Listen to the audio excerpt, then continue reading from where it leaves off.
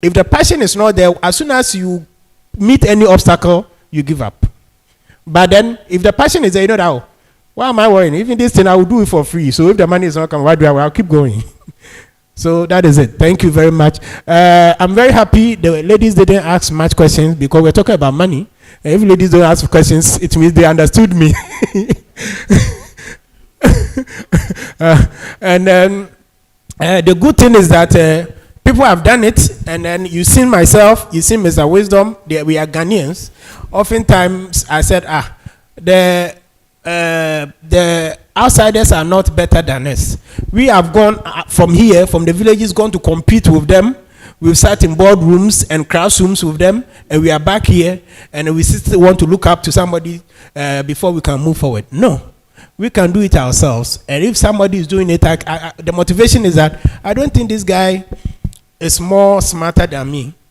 But the only thing is that the 16-year-old guy in China or somewhere is developing an app that is taking rocket to the moon.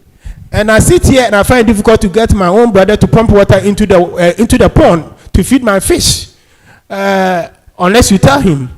That is the problem we have. But trust me, we can do better than that.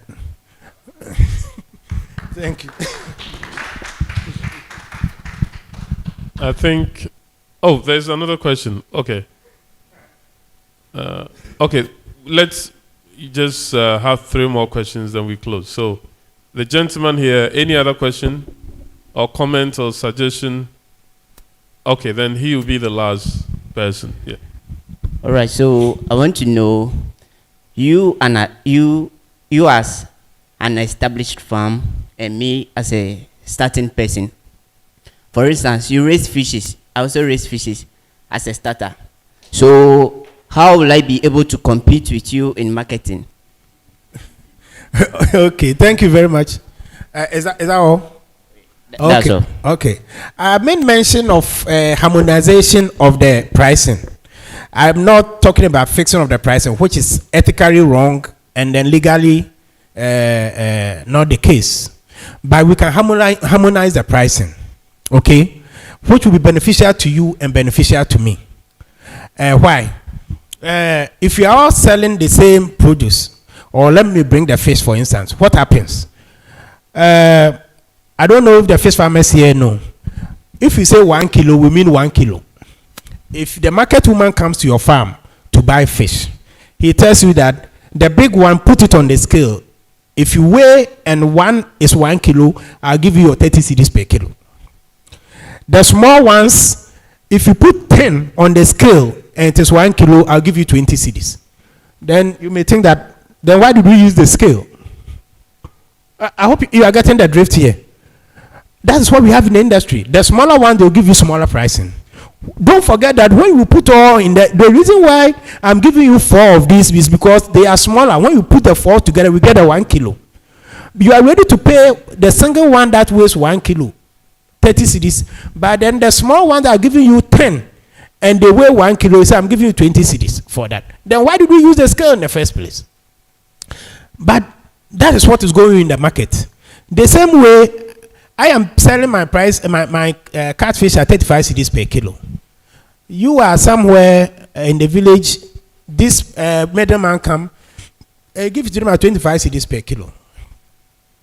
So at the end of the day, how are you talking about competition? You are probably undercutting me if I have to talk about it.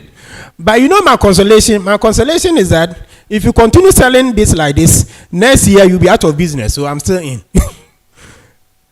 And I have a similar thing with a very popular catfish joint in Accra. They were buying for me 2 years ago. We were selling at 14 cedis per kilo. This guy was ready to buy. Then things were going up and I jacked my price to 16 cedis per kilo. And he said it was not coming. I said, okay. Then you go as far as Asinfosu, Kumasi, to go and buy it at 12 cedis or 14 cedis per kilo because people are desperate. And then they were bringing them to Accra. I said, look at your transportation. Unfortunate thing is that if you come to my farm and you want 2 tons, you will get it. This guy was taking 1 ton every week. If you go to this individual farmers that are giving to you at 25 cedis, you have to get 200 kilos here, 100 kilos here, 300 kilos here. So you're moving a lot of places before you can get your 1 ton. But because he wanted to cheat the farmers, he was ready to do that. Then I told him that, you know what you are doing, eventually you're not going to get this fish from these farmers. Because when they sell to you, they can't buy fingerlings and feed and raise for you again. So let us all help the industry by giving a very good pricing for this. He didn't mind me. Then a time came and he needed fish. Sent a back door. Somebody called me. I know very well. Oh, somebody want to buy fish. You want to buy 1 kilo, and they talked to me. And I said, who? He mentioned that. I said, tell him I'm selling it at 45 cedis per kilo. That it was nowhere near that price. Okay? I said, there you are. You are killing the industry simply because people are very desperate. So, my brother, the bottom line is that if we can work together, we won't compete. Okay? But unfortunately, if you see yourself as small and desperate, eventually you will fall out because I have a big muscle.